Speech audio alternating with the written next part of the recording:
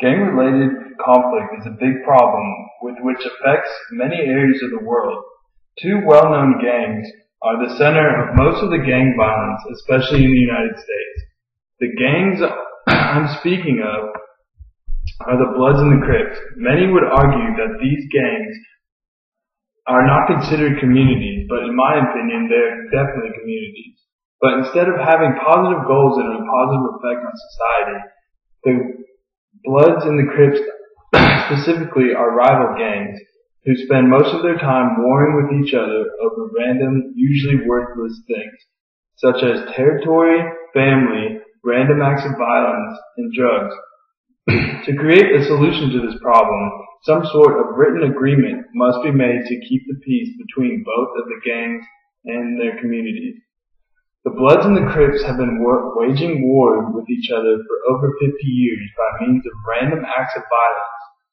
The violence could be stopped by a formal written agreement between the two gang communities to put an end to the violence across the nation and the world. The Bloods and the Crips have been warring with each other for many years by means of random acts of violence and also organized crimes with each other. The Bloods started when a group of Crips broke off from the rest of the Crip community. The violence started after the small group started their own community and began to try to prove themselves as worthy to the other Crips by starting fights and random acts of violence. To this day, the two gangs continue to fight.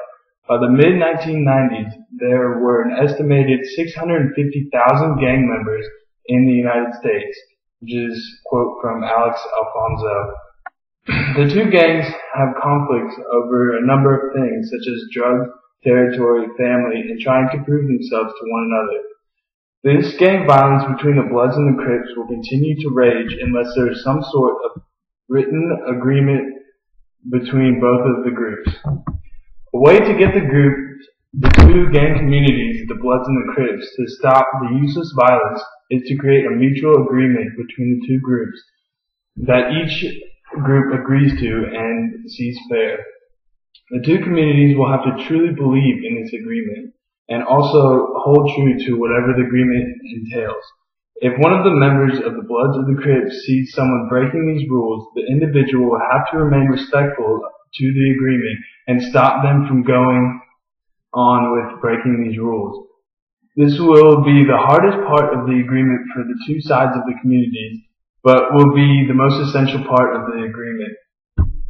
If there is not an agreement from both sides and both the communities do not respect each other's groups with a whole agreement, it will not work. I believe that there is a way for the two gang communities to get along through the use of a strong and respectful written argument. Many think that war will rage between the two communities of the Bloods and the Crips for the rest of humanity. I believe that if there exists a written agreement between the two groups, the violence will cease to exist, and the two communities will be able to forget their differences and keep the peace. Thank you.